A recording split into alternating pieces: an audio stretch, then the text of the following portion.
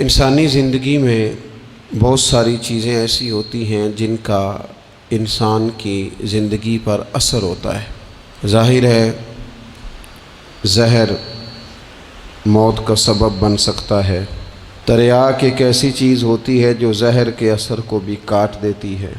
جب آپ کسی شخص کو برا بھلا کہتے ہیں تو لازمی نتیجہ یہ ہوتا ہے کہ وہ شخص آپ سے ناراض ہوتا ہے، اس کے چہرے پر آپ کے لیے اچھے تاثرات نہیں ابھرتے۔ اور جب آپ کسی شخص سے محبت کی بات کرتے ہیں، پیار کی بات کرتے ہیں تو وہ آپ کے قریب ہو جاتا ہے۔ آپ نے اگر کسی شخص کو مکہ دکھایا تو ظاہر ہے اسے غصہ آئے گا، لیکن اگر آپ نے کسی کو نظر جھکا کے محبت سے سلام کیا ہے تو یقیناً اسے آپ سے محبت ہوگی، آپ پہ پیار آئے گا۔ انسان کے اعمال کا اس کی زندگی پر اثر پڑتا ہے۔ ہمارے جو روزمرہ کے معاملات ہوتے ہیں اگر وہ صالحیت والے ہوں، نیک ہوں، اچھے ہوں تو وہ ہماری زندگی پر اثر چھوڑتے ہیں۔ اس سے ہماری زندگی خوبصورت ہوتی ہے، معنی خیز ہوتی ہے، ٹھنڈی ہوتی ہے، راحت والی ہوتی ہے۔ اور ہمارے اعمال اگر بد ہوتے ہیں، برے ہوتے ہیں تو اس کا لازمی نتیجہ یہ نکلتا ہے کہ ہماری زندگی سے سکون چلا جاتا ہے، آزمائشیں، پریشانیاں، تکالیف، دکھ بڑھ جاتے ہیں۔ قرآن مجید فرقان حمید نے ان دونوں عنوانات کو بیان کیا، فرمایا کہ من عمل صالحا من ذکر او انثی، جو بھی نیک عمل کرے چاہے مرد ہو چاہے عورت ہو، وہو مؤمن، ہو وہ مومن، فلنحیینہ حیاتا طیبہ، ہم ضرور اسے پاکیزہ زندگی عطا فرمائیں گے۔ اگر نیک اعمال کرو گے تو شرط ایک ہی ہے کہ مومن ہو، باقی مرد ہو یا عورت ہو یہ کوئی شرط نہیں۔ اگر نیک اعمال کریں گے تو فلنحیینہ حیاتا طیبہ، پھر ہم پاکیزہ زندگی اس شخص کو نوازیں گے۔ مسند امام احمد بن حنبل میں حضرت ابو ہریرہ رضی اللہ تعالیٰ عنہ سے مروی حدیث موجود ہے۔ نبی اکرم صلی اللہ تعالیٰ علیہ وسلم نے ارشاد فرمایا کہ رب کریم فرماتا ہے اگر میرے بندے کریں میری فرما برداری تو میں رات کو ان پر بارش برساؤں گا، دن کو سورج طلوع کروں گا، اور کبھی انہیں کڑک کی آواز بھی سنائی نہیں دے گی، آواز بھی کبھی ان کے قریب نہیں آئے گی کڑک کی۔ اگر میری فرما برداری کریں تو میں ان کے لیے آسانیاں کر دوں گا، رحمت ہو جائے گی بندوں۔ ہمارے جو اعمال ہوتے ہیں وہ لازمی طور پر ہماری زندگی پر اثر انداز ہوتے ہیں۔ آپ خود دیکھ لیں، ایسا نہیں ہے کہ ہماری باتیں صرف سامنے والے پر اثر کرتی ہیں، ہماری گفتگو، ہماری بات، ہمارا انداز ہمارے اپنے اوپر بھی اثر انداز ہوتا ہے۔ آپ کوئی کسی کو ہنسانے والی بات کرنا چاہ رہے ہیں اور آپ نے گفتگو چھیڑی ہے، کوئی بات ایسی ہے جس میں کوئی ایسی بات ہے جس میں لوگ ہنسیں گے، کوئی لطیفہ ہے، کچھ ایسا ہے، تو وہ بات ابھی آپ نے سنائی نہیں، ابھی وہ آپ کے ذہن میں ہے، آپ سنانا چاہ رہے ہیں، لیکن اس کو سوچ کر آپ ہنسنا شروع کر دیتے ہیں۔ اور بہت سارے لوگ ایسے ہوتے ہیں جو بات کر ہی نہیں پاتے، ہنس ہنس کے لوٹ پوٹ ہوتے رہتے ہیں۔ بالکل اسی طرح اگر کوئی شخص ایسی بات کرنا لگا ہے جو دکھ والی بات ہے، تکلیف والی ہے، اس کی زندگی کا کوئی کٹھن مرحلہ، تو بات کرنے سے پہلے وہ رو پڑتا ہے، اس سے بات نہیں ہوتی، اس طرح وہ پھوٹ پھوٹ کر تڑپ کر روتا ہے۔ تو اس کا مطلب ہے حالانکہ ابھی بات اس نے کی نہیں، ابھی اس کے ذہن میں ہے، وہ کرنے لگا ہے، لیکن رونا پہلے آ گیا۔ معنی یہ ہے کہ ہماری گفتگو کا صرف سامنے والے پر ہی اثر نہیں ہوتا، ہماری باتوں کا ہمارے اپنے اوپر بھی اثر ہوتا ہے۔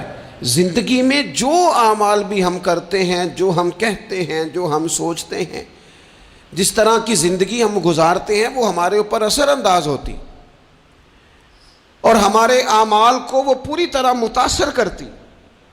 اس لیے بخاری میں حدیث ہے، نبی اکرم صلی اللہ تعالیٰ علیہ وسلم نے فرمایا بندہ بولتے بولتے بعض اوقات ایسا جملہ بول جاتا ہے اسے پتہ ہی نہیں ہوتا اور اللہ تعالیٰ اس کے درجات کو بلند فرما دیتا ہے، ایک جملے کی وجہ سے، ایک بات کی وجہ سے، ایک خیر کی گفتگو کی وجہ سے اس کے درجات بلند ہو گئے۔ اور حضور فرماتے تمہیں پتہ ہی نہیں ہوتا اور تم بولتے بولتے بات کرتے، یعنی تمہاری گفتگو تمہاری زندگی میں خود اتنا اثر رکھتی ہے کہ تم بات کرتے کرتے بعض اوقات کوئی ایسی بات کر دیتے ہو کہ اس جملے کی وجہ سے تمہیں خبر بھی نہیں، لیکن اس جملے کی سختی اتنی تھی، اس کی سزا اتنی تھی کہ اللہ اس جملے کی وجہ سے دوزخ کا فیصلہ کر دیتا ہے۔ کیا سمجھایا جا رہا ہے کہ ذرا نا سوچ کے بولو، ناپ تول کے بات کرو، اپنے جملوں کا وزن رکھو، جو منہ میں آیا ہے، جو طبیعت میں آیا ہے، جو من چاہا ہے اسے کہہ نہ دو، پہلے ذرا دیکھو تو صحیح تم کیا کہنے لگے، غور تو کرو کہ تمہاری وہ جو گفتگو ہے وہ کس پس منظر میں ہے، کس عنوان پہ ہے، تم معافی ضمیر کو کن لفظوں اور کن جملوں کا سہارا لے کر تم بیان کرنے لگے ہو، تو ہمارے اعمال ہماری زندگی میں اثر انداز ہوتے ہیں۔ اور پھر یہ نہیں ہو سکتا کہ ساری زندگی انسان دوسروں کے رستے میں کانٹے بوتا رہے اور دوسروں کے لیے گڑھے کھودتا رہے اور اپنا رستہ اسے بالکل صاف مل جائے، یہ ہوتا نہیں۔ یہ نہیں ہو سکتا کہ وہ ساری زندگی لوگوں کے لیے اندھیرے خریدتا رہے، تراشتا رہے، اور خود وہ چاہے کہ اس کی زندگی میں ہمیشہ روشنی رہے۔ تمام عمر کے کانٹوں کی آبیاری پر عجیب شخص ہے، گلشن کی بات کرتا ہے، ساری زندگی بوتا کانٹے رہا ہے اور باتیں گلشن کی کر رہا ہے۔ ساری زندگی اس نے فصل وہ بوئی ہے جو لوگوں کو کاٹ دے گی، اور بات خوشبو اور پھولوں کی کر رہا ہے۔ تمام عمر کے کانٹوں کی آبیاری پر عجیب شخص ہے، اب گلشن کی بات کرتا ہے۔ یہ کیسے ہوگا؟ تو ان لوگوں کے لیے کھڈے کھودتا رہا ہے اور تیرے رستے کے اندر سپیڈ بریکر بھی کوئی نہ آئے، کوئی چیز تیرے لیے تکلیف کا، یہ ہو نہیں سکتا۔ اللہ کریم نے قرآن مجید میں بالکل اس عنوان کو بیان کیا، فرمایا وَمَا أَصَابَكُم مِّن مُّصِيبَةٍ فَبِمَا كَسَبَتْ أَيْدِيكُمْ وَيَعْفُو عَن كَثِيرٍ۔ فرمایا تمہیں جو بھی مصیبت پہنچتی ہے وہ تمہارے ہاتھوں کے کمائے ہوئے اعمال کی وجہ سے پہنچتی ہے۔ وَيَعْفُو عَن كَثِيرٍ، اور بہت کچھ تو وہ معاف فرما دیتا ہے۔ کچھ اعمال کی سزا تمہیں ملتی ہے، زیادہ باتیں تو مالک مہربان ہے، اپنے فضل سے معاف فرما دیتا ہے۔ اپنی زندگی میں اعمال حسنہ سے اپنے آپ کو آراستہ کریں۔ آپ یقین کریں، ہم جو خیر کا عمل کرتے ہیں تو وہ ہماری زندگی میں بڑے اثرات ڈال کے جاتا ہے۔ یہ جو شر ہوتا ہے اس کا نقصان صرف سامنے والے کو نہیں ہوتا، یہ شر جب پھیلتا ہے تو وہ ہمارے گھروں کو بھی لپیٹ میں لے لیتا ہے۔ معاذ اللہ یہ شر جب پھیلتا ہے تو پھیلانے والے کو بھی اپنی لپیٹ میں لے لیتا ہے۔ جب لوگ آگ جلاتے ہیں پھر یہ تو نہیں نہ ہوتا کہ آگ یہ دیکھتی ہے کہ میں نے اس شخص کو تپش دینی ہے اور اس کو نہیں دینی، وہ تو برابر جلاتی ہے، تو برابر نقصان کرتی ہے، وہ تو برابر لوگوں کی طبیعتوں کے اندر اندھیرا کرتی ہے۔ تو اعمال پر غور کریں، زندگی میں غور کریں، رستہ آخر کون سا ہے۔ میں نے دیکھا ہے کچھ لوگ مستقل بنیادوں پر لگے ہوئے اور وہ اپنے آپ کو آراستہ نہیں کرتے اچھے اعمال کے ساتھ، وہ کسی کرشمے کے منتظر ہیں، کسی دعا کے انتظار میں، کوئی تعویذ چاہتے، وہ کہتے کوئی آئے اور کچھ ایسا کر جائے کہ ہماری زندگی بدل جائے۔ اپنے اعمال پر توجہ دیں، اپنے روزمرہ کی چیزوں کو دیکھیں کہ ایسا نہیں ہوتا کہ ہم کوئی ایسی چیز کھا لیں جو ہماری طبیعت کے ساتھ فٹ نہ ہوتی ہو تو ہمارا سارا سکون لے نہیں جاتی، ہم کوئی ایسی غذا استعمال کر لیں جو ہماری بیماری کو بڑھا دے تو وہ ہمارے لیے آزمائش کا سبب نہیں بن جاتی۔ تو بھائی ہمیں ان غلطیوں کا بھی پتہ ہوتا ہے کہ جو غلطیاں ہم کرتے ہیں تو ہماری زندگی بے چین ہو جاتی ہے۔ ہمیں ان خطاؤں کا پتہ ہے کہ جن خطاؤں کی وجہ سے ہمارے لیے بہت تکلیف اور بہت آزمائش ہو جاتی ہے، یہ کسی کو کم پتہ ہوتا ہے۔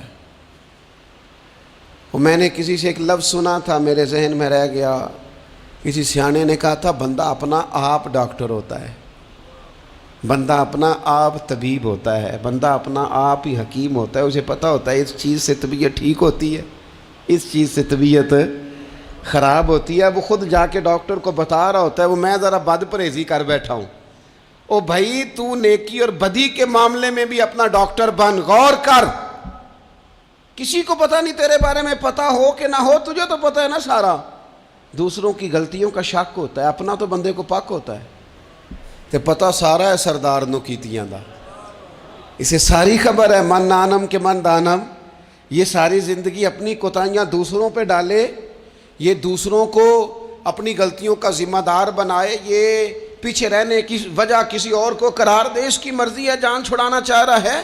ورنہ یہ یاد رکھیے کہ انسان کو خبر ہوتی ہے کہ میری زندگی کے اندھیروں کا سبب کیا ہے، اسے پتہ ہوتا ہے کہ یہ جو عمارت انکمپلیٹ رہ گئی ہے تو میں کہاں سست ہوا تھا تو رہ گئی ہے۔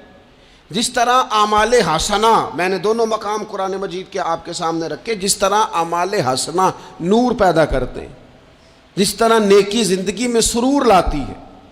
من عمل صالحا من ذکر او انثی وهو مؤمن فلنحیینہ حیاتا طیبہ، جو بھی نیک اعمال کرے، مرد ہو یا عورت ہو، شرط ہے کہ مومن ہو، فلنحیینہ حیاتا طیبہ، ہم اسے پاکیزہ زندگی عطا فرمائیں گے، اور ضرور پاکیزہ زندگی عطا کریں گے۔ ساتھ ہی قرآن مجید نے آگے جا کر ایک اور مقام پر یہ بھی کہہ دیا کہ وَمَا أَصَابَكُم مِّن مُّصِيبَةٍ فَبِمَا كَسَبَتْ أَيْدِيكُمْ وَيَعْفُو عَن كَثِيرٍ، تمہیں زندگی میں جو بھی مصیبت پہنچتی ہے تمہارے اپنے کمائے ہوئے اعمال کی وجہ سے پہنچتی ہے، زیادہ تو اللہ معاف کر دیتا ہے۔ اور نبی پاک صلی اللہ تعالیٰ علیہ وسلم نے ان الفاظ کے ساتھ اس مضمون کو بیان کیا، فرمایا نیکی وہ ہے جو تیرے دل کو سکون عطا کرے۔ اب اس پر بھی غور کر لینا چاہیے کہ اگر کسی کی نیکی بھی اسے سکون نہیں دے رہی، اس نے اتنا راشن بانٹا ہے پھر بھی طبیعت کو سکون نہیں، تو پھر وہ دیکھ لے نیکی تو ہے پر ذرا معیاری نہیں ہو سکی، نیکی تو ہے پر رضائے الہی والی نہیں ہے، اس نے بڑے خیر کے کام کیے ہیں پر طبیعت پھر بھی بے قرار ہے، تو اس کا مطلب یہ ہے کہ نیکی تو ہے پر کہیں کہیں اس میں دکھاوا آ گیا ہے۔ حضور فرمانے لگے نیکی وہ ہے جو تیرے دل کو قرار عطا کرے، اور فرمایا گناہ وہ ہے، بدی وہ ہے جو تیرے دل میں کھٹکے، اور تو اس بات سے ڈرے کہ کہیں لوگوں کو پتہ نہ چل جائے، وہ بدی ہے، وہ شر ہے، وہ خوف ہے۔ یہ بڑی عقل کے قریب تعریف ہے نیکی اور بدی کی، اگر سمجھ میں آئے تو۔ یہ جو نیکیاں ہیں یہ طبیعت کو ٹھنڈا کرتی